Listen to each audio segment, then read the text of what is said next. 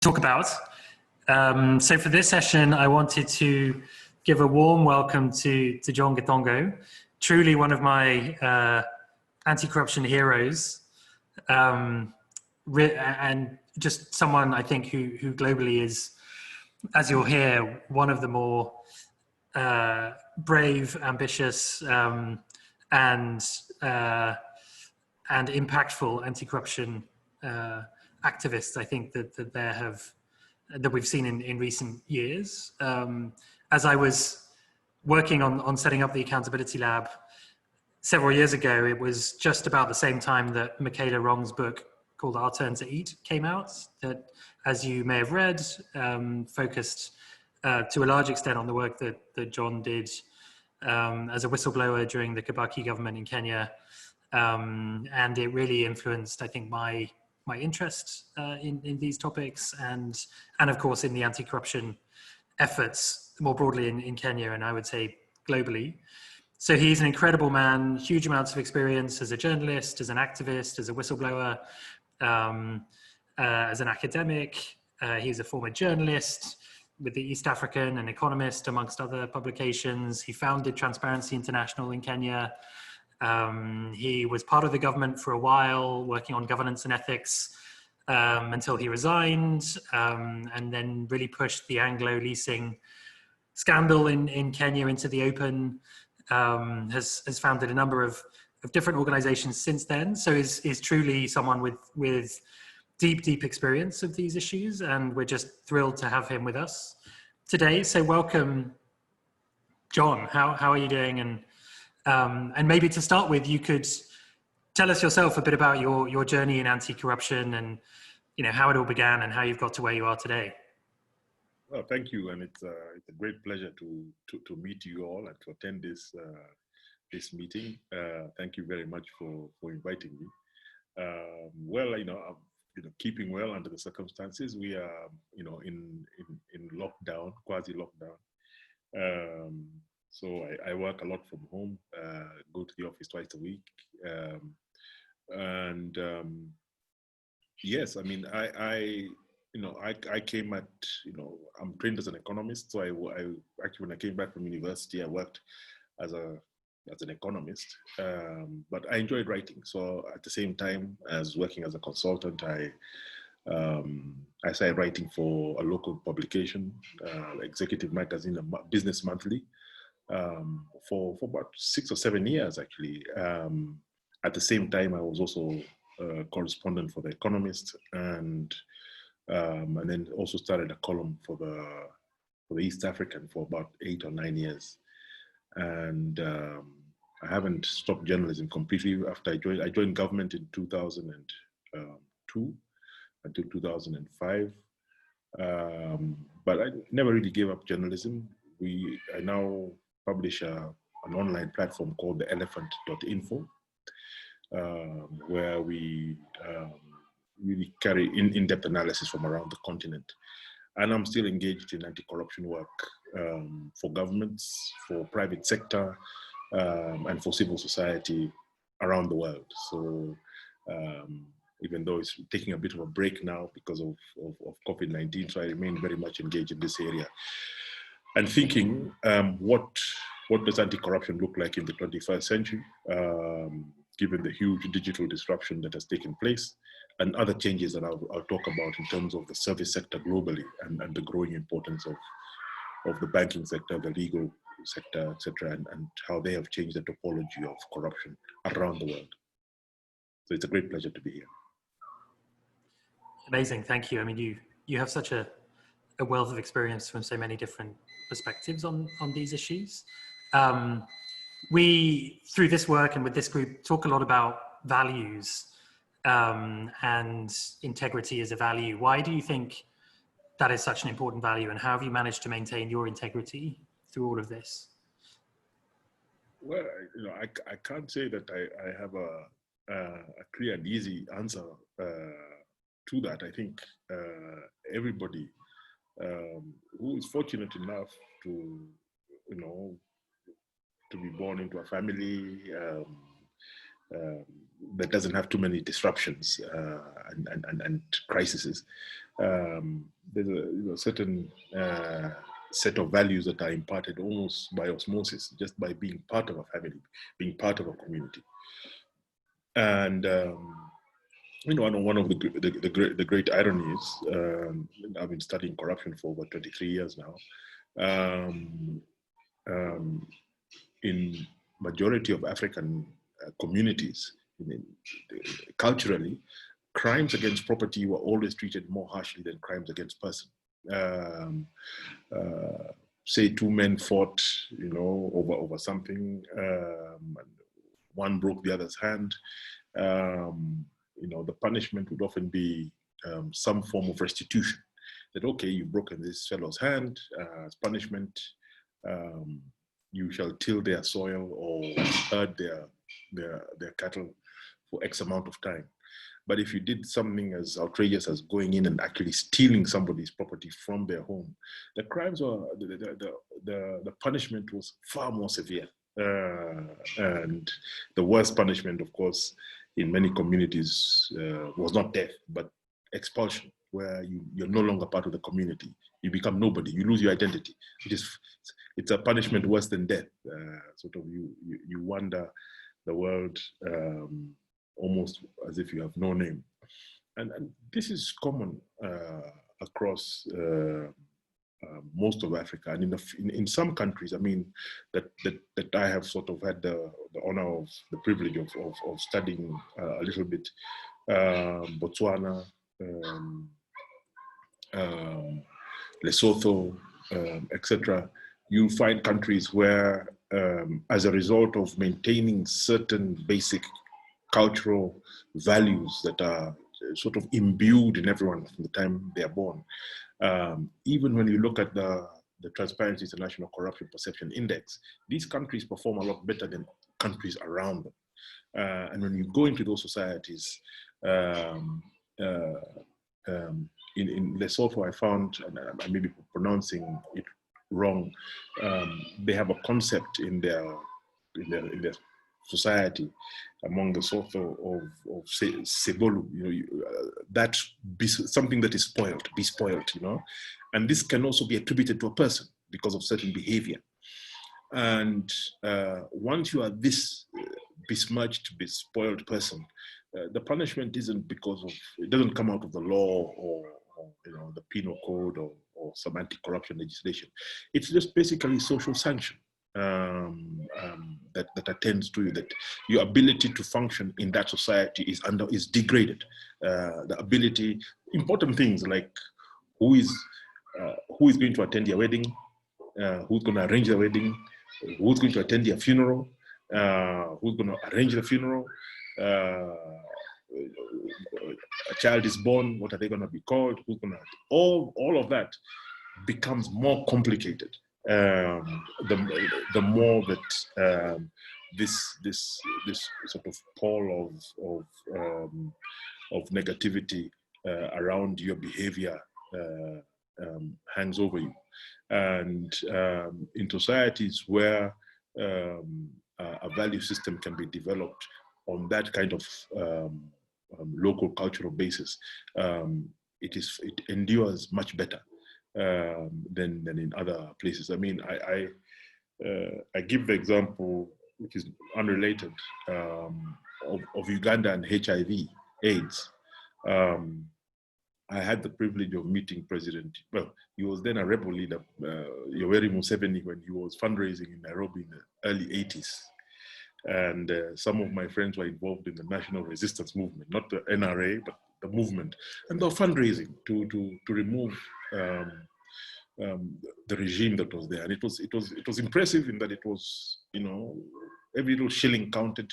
People are contributing. People are extremely disciplined, strong sense of solidarity. And the same kind of spirit has carried over in Rwanda now, in the current regime in Rwanda. But in Uganda, it played out very well in the way Uganda handled the HIV/AIDS crisis. In that, President Museveni had sent about 50 of his officers to Cuba for training. And the next time they met with Fidel Castro, I think it was a South-South meeting hosted by Mahathir Mohamad, the former Prime Minister of Malaysia. And Castro told President Museveni, listen, you have a big problem. You send me these 50 officers, half of them are HIV positive. You don't have an army. And that caused a change in Uganda that was very, very fascinating. First of all, the level of openness about HIV/AIDS went up. And then a massive behavior change program was implemented by the people and the government, and it was very homegrown and very successful. In Uganda, HIV positive rates started to fall, and ironically, they only started to go up again when ARVs arrived and the Bill and Melinda Gates, etc., came in. That's when, but up to that point, Ugandans had a handle on this. So I believe many of the answers to some of these issues are within us. So, and the same thing with basic values. If you look at the 10 Commandments, there it is in every society. It is wrong to kill. It's wrong to lie. They're very basic. They're very basic. It becomes more difficult to stick to them when you're part of a large institution, like a government, like a military, like a procurement department of even a large company, where corrupt behavior or unethical behavior has been normalized. And that's how, even in Britain, they had an expenses scandal amongst the MPs. And MPs from across the board, left wing, right wing, conservative, Labour, etc. Everybody was abusing their, many were abusing their expenses. And I often describe that as when corruption becomes that systemic, it's like entering a room where everybody is in the middle of a waltz. Yeah? Everyone is dancing. And so what do? You join the dance. Is the easiest thing. And it's those who don't often step out but keep quiet. Those who step out and make noise, there is often some retribution that is visited upon them. So one also has to give allowances that domestic and very human pressures cause people to behave in ways which even they know they are wrong as they're doing it, but they feel that they have no option. Thank you. Really interesting stuff. I mean, you touched on all sorts of issues there about cultural values, about the solutions to challenges being within communities, which I completely agree with the scope and the scale of corruption, which is, of course, absolutely everywhere. And then at the end there, you made a very interesting point, I think, about kind of normalization of unethical behavior and maybe norms more broadly. And that's something that we've been thinking about a bit at the Accountability Lab is to what extent is corruption a norm? And if it is, how do we change that? Because the implication, I think, of what you're saying is maybe that it's not so much about rules and institutions and compliance. It's more about supporting changes in norms and behaviors that can lead to the kind of transparency and integrity that we want to see in our societies. Would you agree with that? Yes, I would, and I would point you. I wish I had. But you can find if you look at the World Economic Forum's research, Forum's research around the issue of corruption, which they've picked up fairly well over the past, especially 5-6 years, as they have begun to recognize the danger it poses, especially to financial markets, as they become more and more uncertain as to whether the accounts that are being produced by publicly listed companies are real. I know we've had a number of scandals everywhere of people raising a lot of money, but it was all fake. So And a very interesting study by the World Economic Forum, it's about 3 years ago now. And it was a study of Italy. And Italy has got its corruption problems, has a mafia, etc., etc. So in Europe, it is often mentioned as a country where, especially obeying the rules when it comes to paying of tax and that petty bribery, etc., etc., is a problem. However, they found that for about 200 years, Italy, the whole of Italy has had the same governance, institutional, and legal infrastructure. They've shared the same constitution, the same laws, and the same institutions: judiciary, civil service, security sector, etc. But corruption is far worse in the south than it is in the north. So it's hard to explain. Say, hold on, you have the same country, same institutions, same legislative infrastructure, but corruption is far worse in one part of the country than in another part of the country. And so, for the first time, it's been sacrilegious to say in anti-corruption, in my anti-corruption circles, it's been sacrilegious to say that we in anti-corruption, let's face it, the whole anti-corruption, the whole anti-corruption, what do you call it, phase or whatever, only came after the fall of the Berlin Wall in 1989. Corruption was never a key development issue before that. Berlin Wall falls, end of the USSR, sort of triumph of neoliberalism, etc., etc. A lot of nation building took place, great excitement about that. And at the heart of that, all the anti-corruption strategies that were developed from 1989 that were implemented, especially across the continent of Africa, had certain key elements to them. And institutions, building strong institutions was at the heart of it. Leadership, strong institutions, legislative reform, involving the private sector, working with civil society and the media. Media is the primary mobilizer of public opinion around corruption. Then issues of transitional justice. How do you deal with past corruption, especially with a new administration? You can become hostage to past corruption. There are about 7 pillars and institutions were at the heart of them. Now, we are beginning to question whether we have overemphasized the importance of institutions in the fight against corruption in society. Especially in all our societies, where we have to acknowledge and accept that there are not invisible, but shadow institutions that are very, very powerful, very, very resilient. And COVID-19 has served to because it's a huge disruption. All disruptions, be they war, COVID, earthquake, whatever, attenuate some of these realities, and also how weak institutions are. That people in Kenya, we on the 16th of March, we entered into a lockdown. So you could not leave the city of Nairobi. You were told to stay at home, and really it was only lifted a few weeks ago. But during that time, for several weeks, when we were in lockdown, what became clear is that people's behavior was governed not so much by what government was telling them, but what they were sharing with each other.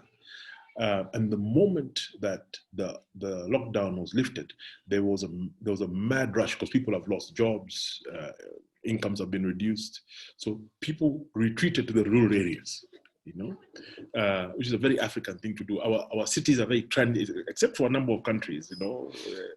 Our cities are very transient places with large populations that don't feel that it is home. Now, Kenya, Zimbabwe, Algeria, South Africa are unique because these were apartheid systems. So the city of Nairobi, to this day, you can tell the boundaries. This was the white area, the Asian area, the African area. and so it is not owned by anyone. And so people's resilience to these disruptions is back in the rural areas. That's where we go for our food, and when things get difficult, that's where we retreat to. And I think that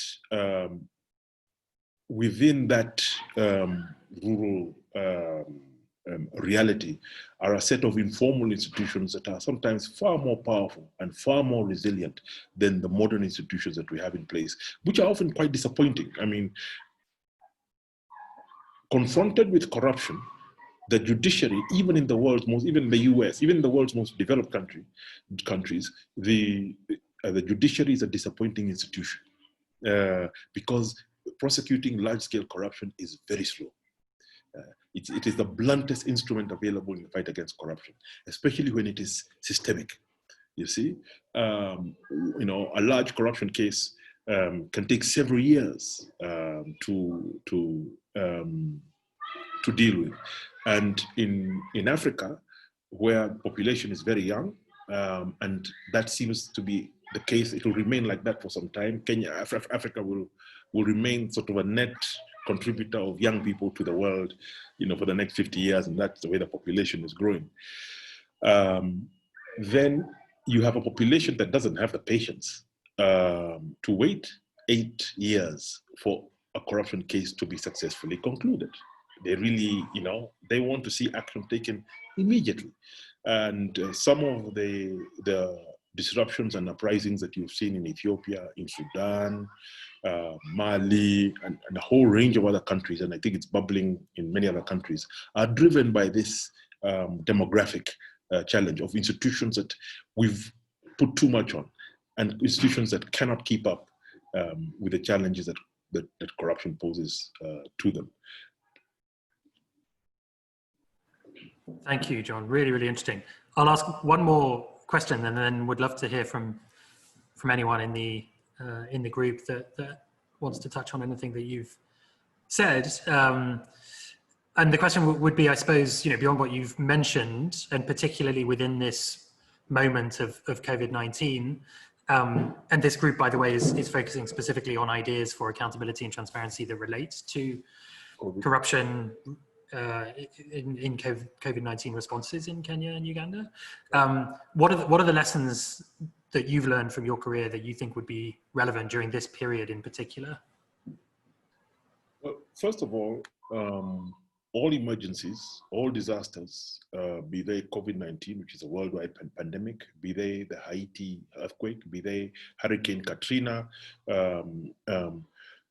all disasters mean that states are spending a huge amount of money in a very short space of time. Incompetence, corruption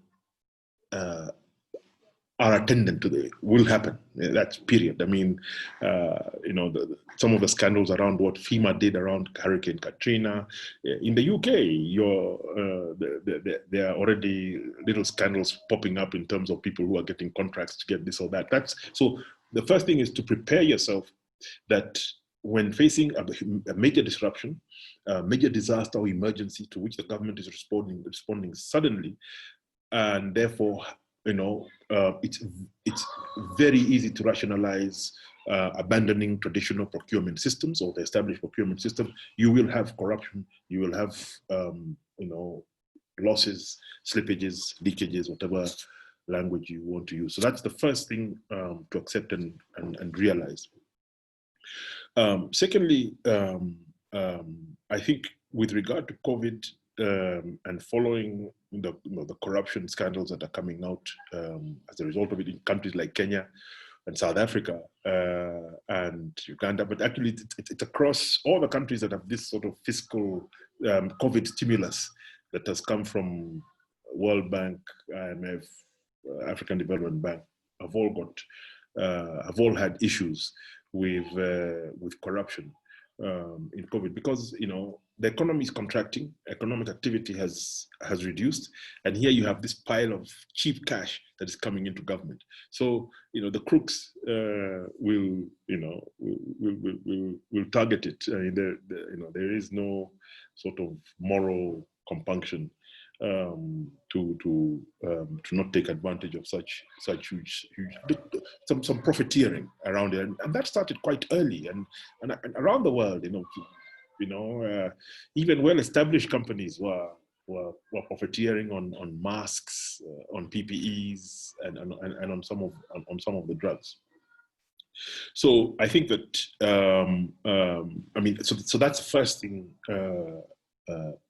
to realize, that emergencies create this kind of situation, and the locus of power moves from traditional institutions that are managing these resources to, in most of Africa, Office of the President or Office of the Prime Minister, Ministry of Finance, and there's a concentration of power as these resources come in. So, your focus should be around where that power is located. In Kenya, we're having lots of scandals around the Ministry of Health and the spending of COVID funds. But when one looks at the individuals who are being mentioned as being involved, there are people who are related more to the presidency, family relationships, friendships, political relationships. Number two, and it's, of course, it varies from country to country.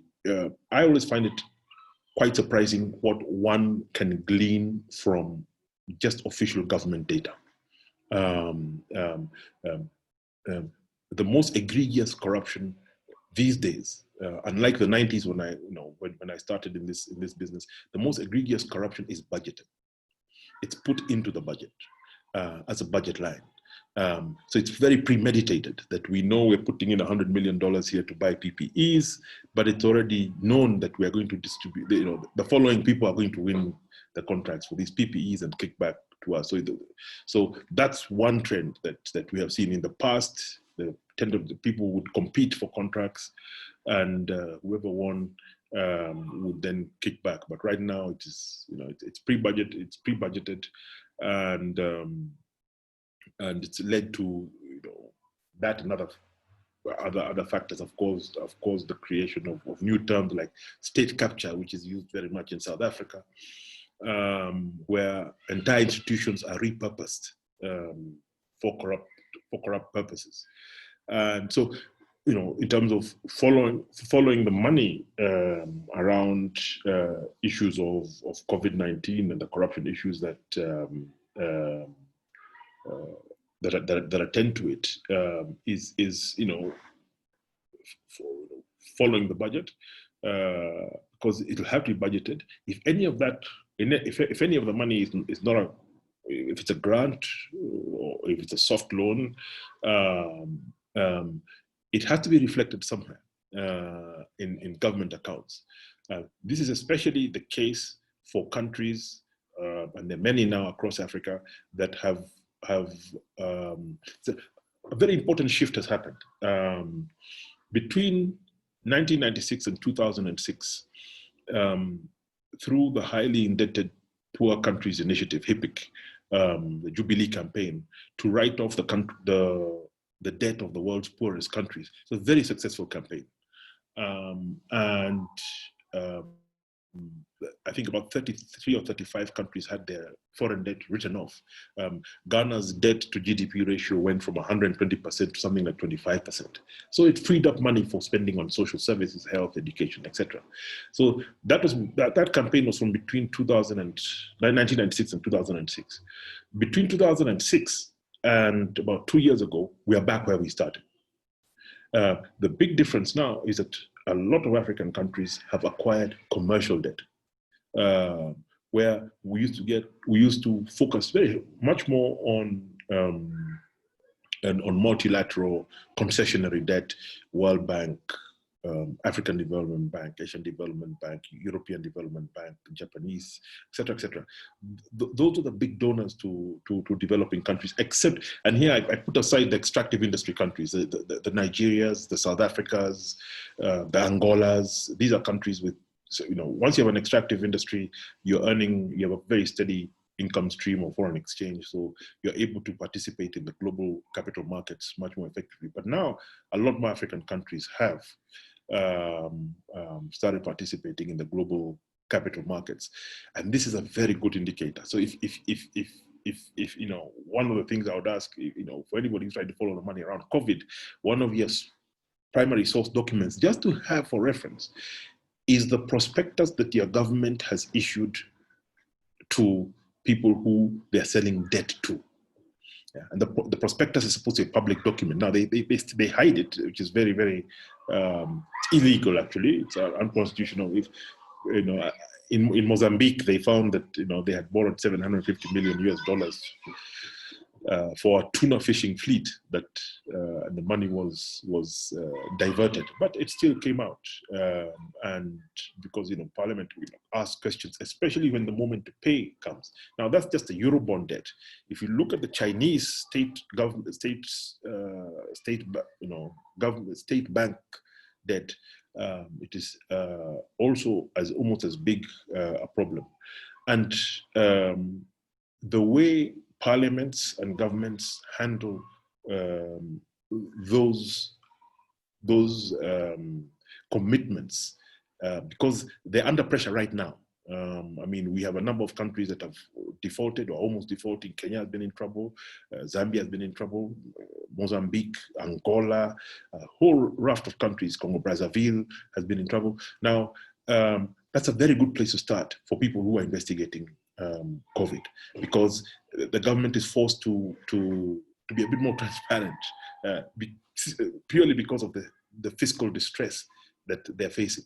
I don't think that some of the political changes that we've seen in Ethiopia would have happened as quickly as they did if it hadn't been for the kind of fiscal distress that was there, that forced the politicians to get a bit more creative. So,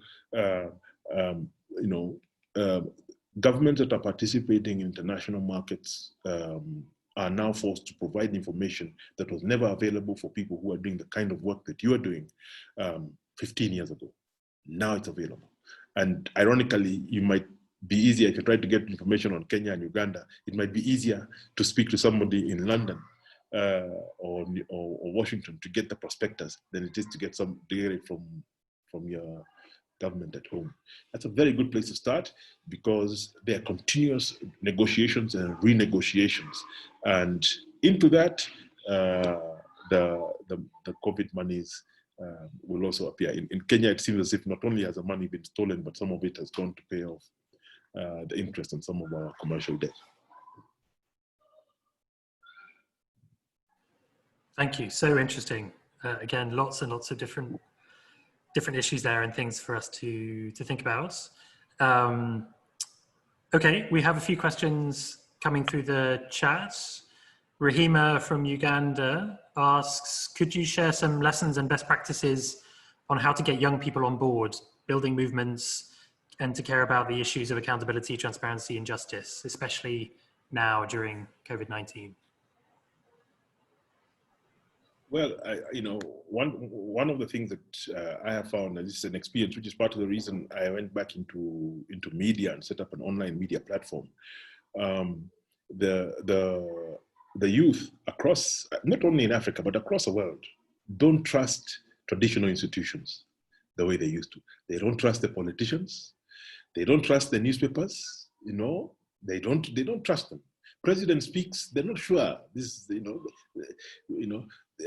There are no more newspapers of record across Africa. We used to have them as little as 20 years ago. If in Kenya, if the Daily Nation said this is what's happening, that's what was happening, and that was accepted. That's gone, right?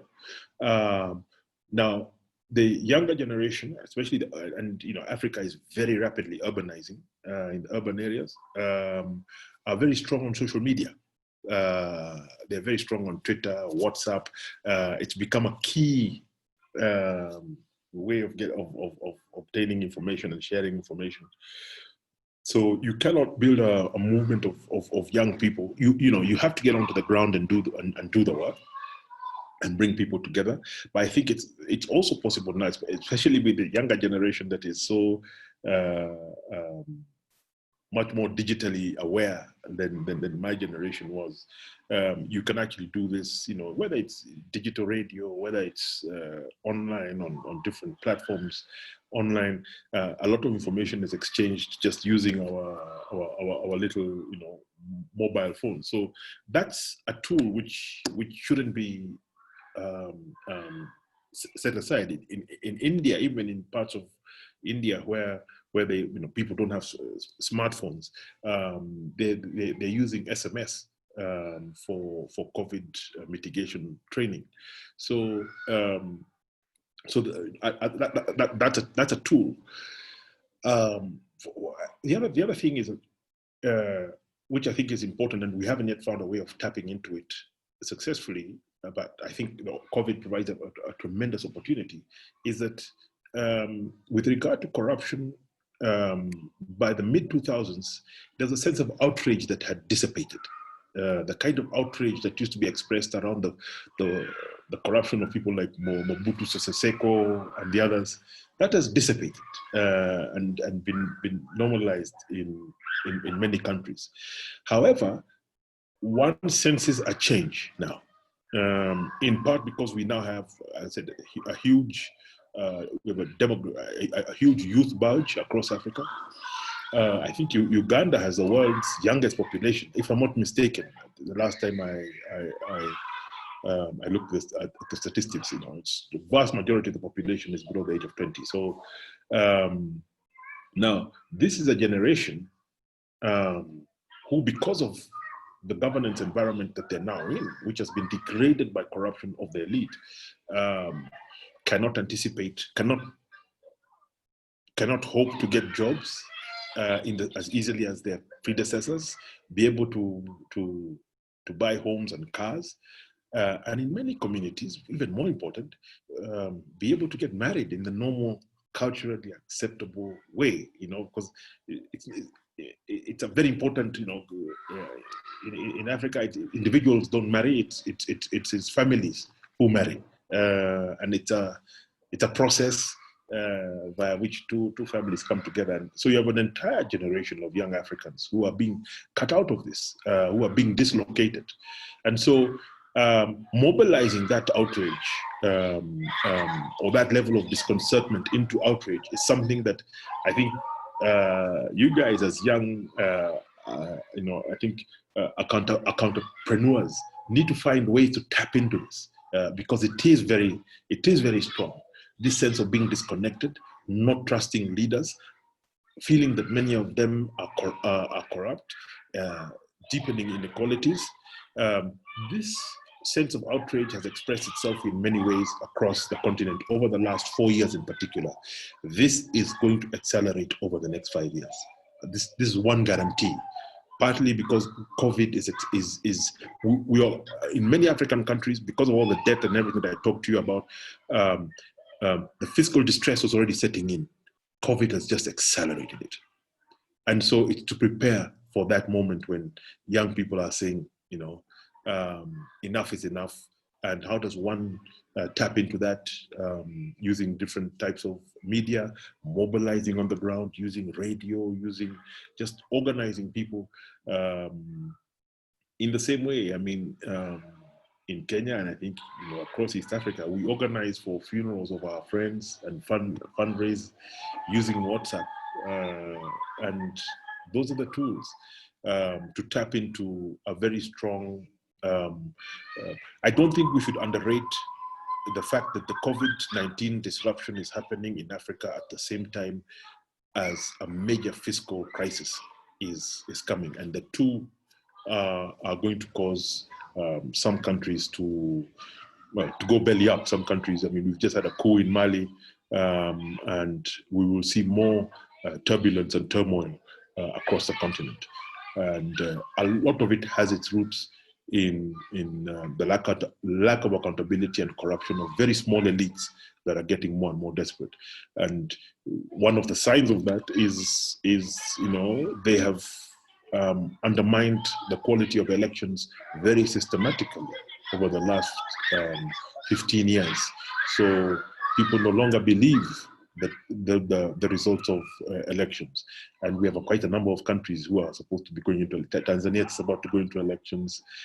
Ethiopia was due to have elections, I think, next month or the month after, and that has been called off. elections are the most powerful accountability mechanism available to a population when confronted with an elite that is not performing in terms of the service delivery and issues like corruption. Thank you, John. Really, really interesting. Innocent, I think you have a question. Do you want to unmute yourself? Yes, John unfortunately answered partially my question, but what I wanted to ask him was about where does he see the war of corruption in the next 10, 15, 20 years, given, basing on some of the key points he highlighted, the impatient population right now, and institutions that would be fighting corruption right now actually not concluding cases that come up against corruption, and also seeing that some of these institutions participate, like he talked about, in the pre-budgeting process. I can give an example of our parliament in this COVID era, passed a supplementary budget, and part of the money was given to the MPs. An MP went to court. They said return back the money. Then the institutions of government started fighting each other. Then the case just disappeared mysteriously. And again, we had the president had to call the MPs and give them more money. So that's how the case ceased. Then also, I think early last year, we also saw some cases arising out of civil society organizations in regard to procurement processes, and which caused alarm amongst the integrity of some of the civil society organizations fighting or trying to front the agenda against corruption. And in just a blink of an eye, this case also was not conclusively put to rest. It also disappeared. Unfortunately, we didn't have the conclusion. So, and like he said, our population is impatient. We want to see cases being executed there and then.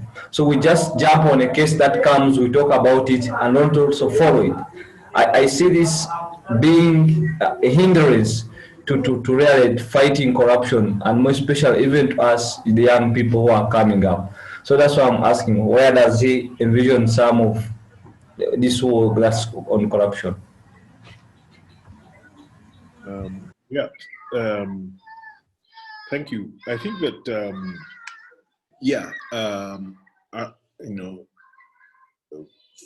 for you guys who are following the money around issues of COVID and corruption, I would really encourage you. I mean, different countries, of course, have got different capacities, but supplementary budgets, miscellaneous amendments, gazette notices, those things come out very quietly. Sometimes we miss them. And my attitude would be collect them all.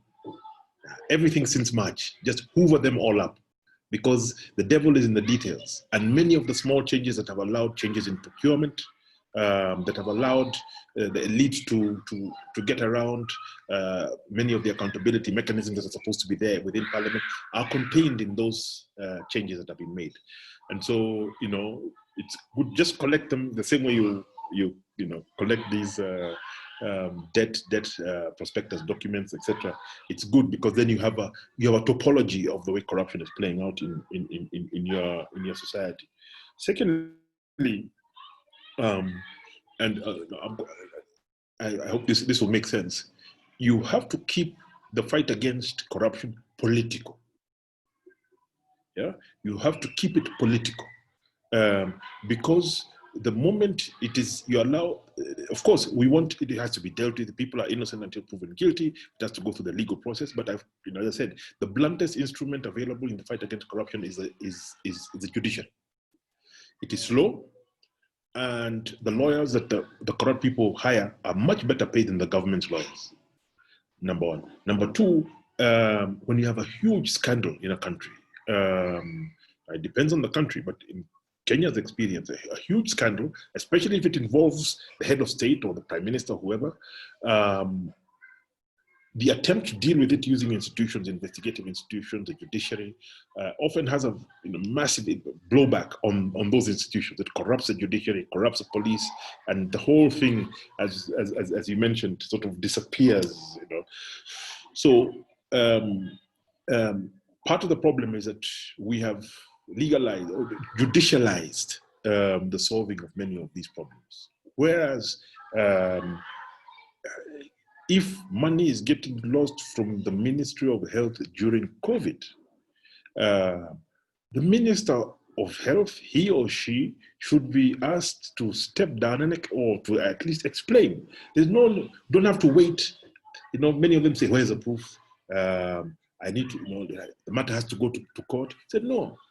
Once we have lost confidence, you serve in public office as long as you enjoy public trust.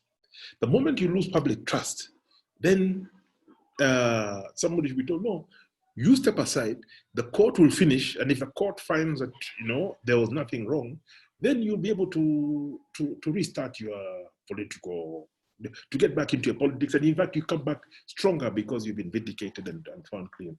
And this is one big difference between what one sees in countries like South Korea, Japan, etc., which also have major corruption problems. But the moment this loss of public confidence is strong, action should be taken. A political action. Step down, step aside, resign, which is something that our politicians rarely do. But I think that's something which can be pushed for. I said, in the turbulent period that is coming politically due to all the factors that I've described, I think it will be possible to push for this. So that's important, to push for it on the ground, on the street, online, etc. Where you have a department or ministry that has manifestly failed to prosecute its mandate, then the minister should go, and that's political. Sometimes governments want to go to court. The crooks love going to court. They love going to court because there'll be a mention. I have had about 5 different court cases myself. One has lasted 13 years, 14 years now this year.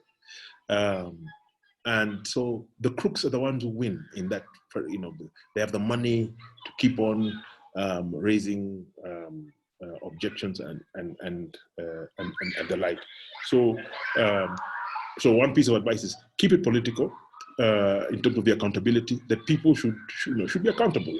Even if there are people who are considered good ministers, if they cannot be good shepherds or good stewards of COVID resources, then they should be pointed out very specifically. They'll say, I have not stolen anything. I said, no, we're not saying that you have stolen, but we are saying that you have completely failed in your constitutional duty to be an efficient and honest steward of public resources, especially at this time of an emergency. Therefore, maybe you leave this job to somebody else if you find that you cannot do it. So this is one piece of advice. There are many people who rush to court, which is good, and I think you need multiple strategies. And so there are those who will go to court, but you must keep the political pressure up. And now, when you're building a coalition for political pressure, as people who are working in the civil society space, you'll find yourself with very unlikely allies. Because if you say the Minister of Health has failed and you want him to resign, his political enemies or her political enemies, who may be even more corrupt than them, will very happily join you in the fight against corruption.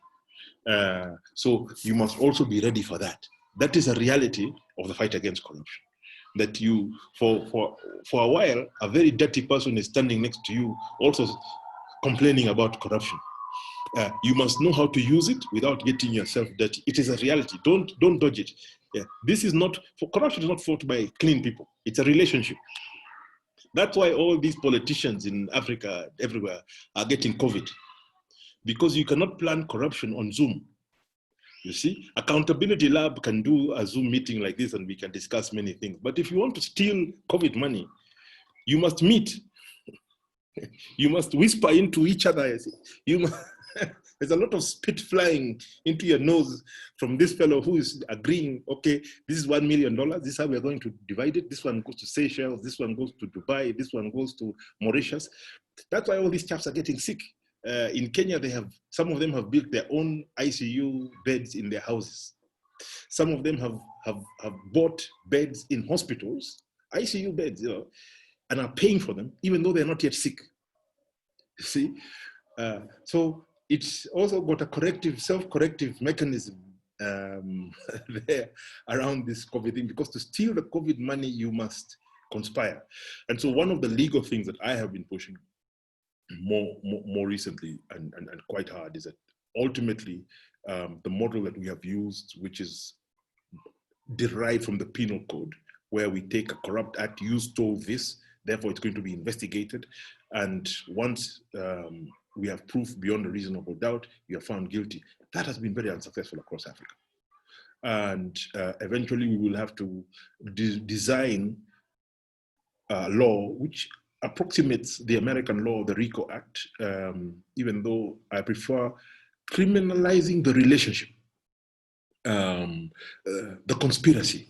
The conspiracy itself should be a crime, that people sat down and agreed and changed these papers, that we are able to catch everyone and hoover it up. But that's somewhere down the line. Thank you, John. Really, really, really good stuff. Tons of wisdom in there.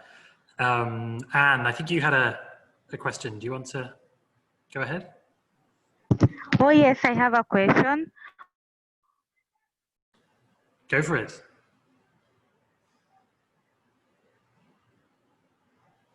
Oh, are you still there, Anne? I can't hear Anne. Okay. We can't hear you, Anne. Maybe she'll come back in a minute, or she can type it into the chat. But why don't we move on to the next one from Harriet? In the meantime, Harriet says, why has corruption increased over the years, but conversations about corruption somehow keep ending as soon as they come in? And so I think she's referring here maybe to this idea of the media cycle, John, and we hear about corruption and people give up, they've lost hope, it becomes normalized. How do we keep attention on this? Well, yeah, it's true. There's a media cycle. Then people get numb, people get exhausted, people get disheartened. That comes with the territory. You just got to keep on plugging on. There's not much more I can say to that. And I think that also media has also gone through a huge disruption because of the digital media. Circulation of papers has gone down. A lot of media has moved online. Second, and importantly, in terms of strategy and the theory of change around anti-corruption that we had in the beginning, the definition of corruption that is used by Transparency International is the abuse of vested interest for private gain. It used to be the abuse of the abuse of public power for private gain. And so the fight against corruption has been very much focused on the interaction and relationship between public officers, be they politicians and bureaucrats, and the business community, and bribes and that kind of, that has become the focus.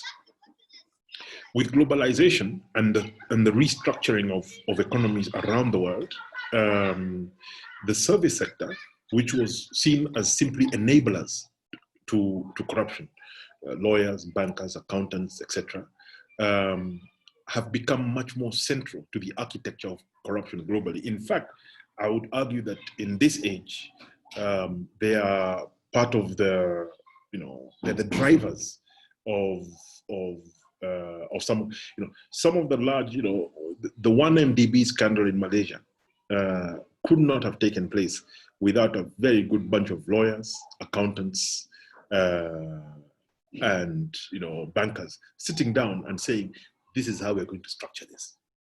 And it's a sector that we don't look at very closely. So I would advise you in your countries where especially where you have professional associations of lawyers, get close to them. They'll be very good sources of information and data. And they're also watching a lot of these abuses taking place. The banking sector has always been at the heart of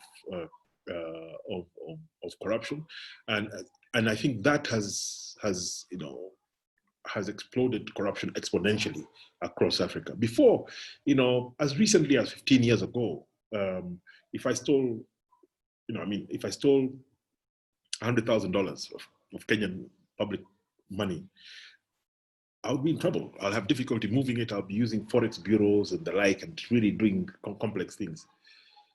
If I stole $25 million, I walk into Barclays Bank, wealth management section, and I'll be given a cup of coffee and some biscuits, and it will be organized very well. You see, that's a change that we haven't yet captured. For us in the anti-corruption fraternity, we haven't yet learned how to deal with that new reality that has allowed all illicit funds to move using networks that involve these actors that we never used to take that seriously. So I'll give you an example from Kenya. It's the country that I know. There are a couple of senior drug dealers who are going through prosecution in Manhattan, in New York. They were handed over by the Kenya government to the US government for drug trafficking. And basically Kenya and Tanzania, Mozambique are used as transshipment points of drugs from Asia, which go into Europe and the US, et cetera, et cetera. And it's become a bigger and bigger business. But what I found fascinating about it was, number one, with drugs, the money it's a huge amount of money. So they corrupt the police, the politicians, the judiciary. But this was the interesting thing. The network was quite interesting. Tons of cocaine and heroin would come in through the port of Mombasa as goods destined to the Democratic Republic of Congo or Rwanda or Burundi. And these goods would then be put on trucks, because it is not goods that are meant for Kenya. The Kenya Revenue Authority, the customs, and everybody would allow these goods to go quickly through, because we want our neighbors to continue using our port. And of course, they're not goods meant for Kenya. But many of these goods would go part of the way or all of the way, especially to DRC, and then re-exported as different goods and then sent outside. That was the network. Now, the network that was facilitating that, the lawyers, the bankers, the accountants, the service sector support system for that drug network is the same one being used by the people involved in the most egregious corruption in Kenya. The ones who are used in the ivory trade, the rhino horn trade, and who are also involved in the trafficking of young girls, especially to the Gulf, to work as almost like slaves, really, in Dubai, in Saudi Arabia, etc. But it's same networks, same bunch of lawyers. I mean, there are 10 law firms, 4 or 5 accountancy firms, and X number of banks involved in all these transactions. And that concentration is new. And for me, I only began to notice it from the mid-2000s, around 2005, 2006, that the topology was changing in this way. So focusing on, I mean, in your countries, building relationships with the legal fraternity. The banks are very, very close, very, very hard to access. If you find a way of accessing them, I'll be very grateful. But the legal fraternity, they talk. You'll find honest people who will tell you, actually, this is what's going on. This contract is being facilitated by so and so. So and that I think can really, really help your work.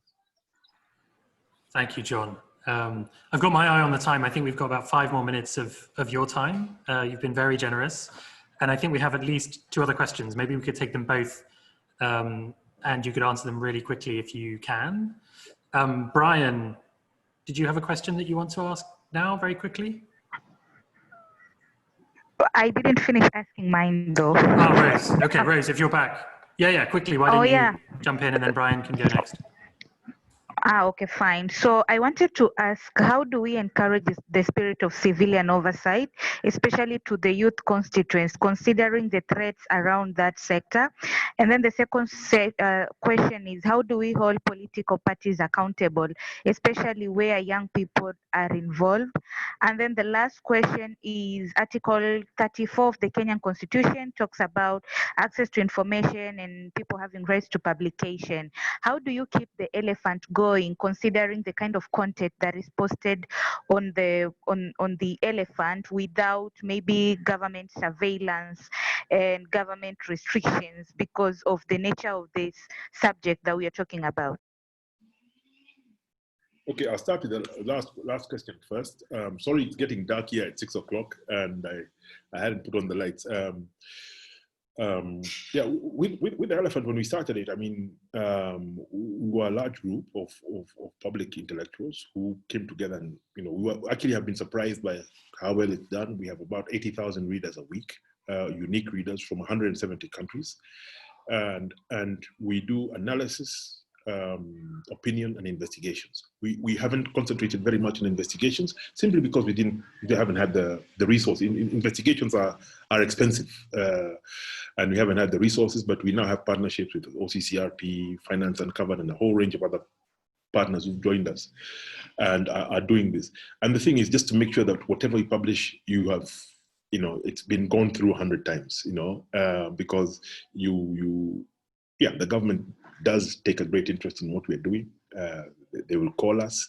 They will try and question what you're doing.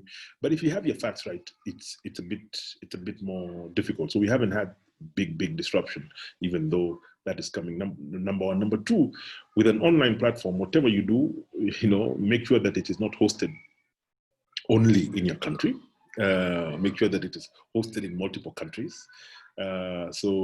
And there are companies now, good people in civil society in different parts of the world who provide services of protecting your website and they'll even give you a report of who is trying to attack you, who is trying to interfere with your content. And that is extremely helpful. So secondly, holding political parties to account. You really can't get away from, if you really want to hold them accountable, you're going to have to participate in their activities. I said at the very beginning that to deal with some of these things, you got to keep them political. And I know it feels dirty sometimes because they do dirty and crazy things, our political parties, but you've got to engage them at the very least, or join them if you really want to make a change. If you can't, then you've got to work with some people who are in them. Even if, as I said, even if there are people who are not necessarily that tidy. When I'll give you an example, a quick one. When we started Transparency International globally has got a philosophy. One of its pillars is they call it they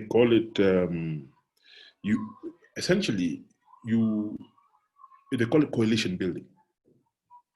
It's essential. So you must work with private sector, you must work with government. Doesn't matter what government, you must work with good people in that government. So one of the things that we engineered and we sort of gave birth to here in Kenya was there is across Africa, there's an African Parliamentary Network Against Corruption. I know it is there in Uganda. I know it's there in Nigeria. I know it's there in South Africa. And there are many. It's got good people who are members of this. And I think engaging this kind of parliamentary grouping is important. And I think that now you've got to be ready that when you engage this kind of grouping, it will include some people who to be corrupt. who are reported to be corrupt, But if you're dealing with them institutionally, I think, that is it's an important relationship for the kind of work that you're doing. The reality about corruption is that you can't divide the world into clean people and dirty people, because we are all interconnected somehow.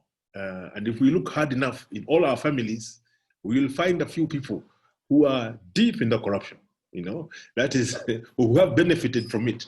Whenever we have somebody who is very sick and we do the African thing of fundraising, often it is those people who have stolen from before, who are very generous, who come to launder their reputations within the community. So we have access to these people. It's how you have a very clear strategy of what you want to get to them when you engage them. So that's my response with regard to political parties. So in my position, I talk to all the political parties, all the leadership of all of them. Even if some people will be very upset that I'm doing that. That's like you acknowledge and accept that these are part of your society. Same thing is happening in Sudan now. Very nice, important revolution took place there. But the progressives in Sudan have realized they have to talk to the military. They have to talk to the intelligence services. Otherwise, they're not going to get the kind of democratic dispensation that they have been struggling for. Encouraging youth. I think youth are already charged up. What has happened is that many of them have, lose sort of steam because they get so disappointed. And I think it's to sustain that. And you can only sustain that by working in the kind of network that I'm seeing here. You can only do that by working with each other, working together through partnerships, and so that you support each other. That when things are looking really dark, you have people who you can call to, groups that you can tap into, are very, very important to being able to keep up this fight. Thank you, John. And I know we're over time, so I'm sorry, everyone. I know there were a few more questions in the chat, and there's a lot more that we could talk about, but we're out of time. And John has been extremely generous, so thank you so much. This was a fantastic discussion. We love all of the work that you've done, and are obviously big fans. And I think you're an inspiration for all of us. And we'd love to keep you updated on all of this.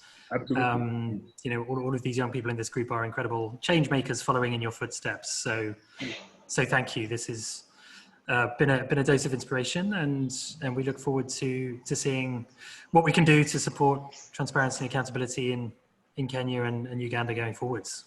Yeah, and I'm very happy to continue to assist you. I serve. I work with different partners both in Kenya and in Uganda. I'm quite busy in Uganda as well, so I have a bit of a read of what's happening there. It's exciting times. There's a different kind of system there. As I said, I met your president when he was still a rebel, fundraising downtown Nairobi, and of course people change after a long time, but this is an important time because Africa is going through major changes, demographically huge changes, economically. I think Africa is going up. I mean, COVID has been, it's a big disruption, but when one looks at the general trajectory, it is positive. We have COVID, we have a big fiscal disruption that is coming.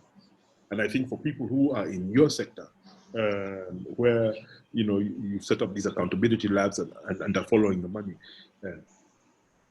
be prepared that in the next 10 months, a lot of information is going to come into the public domain about government spending because of the crises that these governments will be dealing with. Hoover it up, analyze it. If you can't analyze it, find people who can assist you in analyzing it.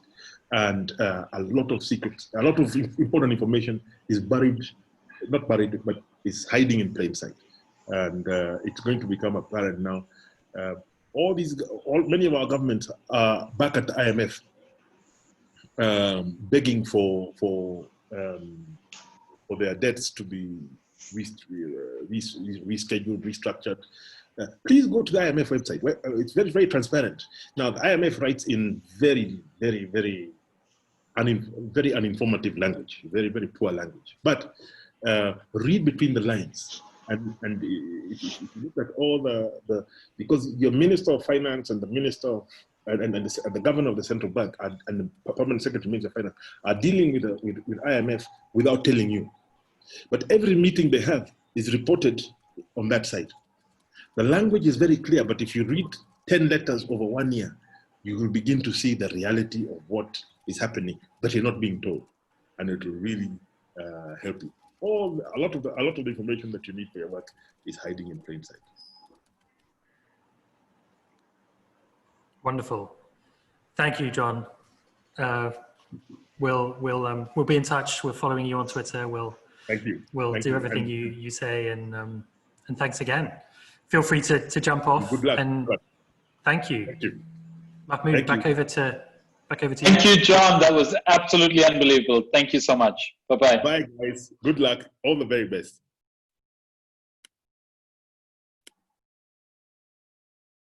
Okay. I have now had all of you on the line for 4.5 hours, and I recognize how difficult that can get. There is still a part of our session that needs to be refreshed and recovered, and here's what I'm going to do. I'm going to ask us to schedule a 1-hour session next week, so really short, maybe even 45 minutes, but I'll let you all go right now. I want to take 5 minutes only, just maybe to use the chat pod or hear from all of you verbally. Just want to hear from you what you guys thought of the session. I want your feedback. I want some quick thoughts, and I'll take that into consideration as we plan future sessions. So take 5 minutes for quick feedback from everyone.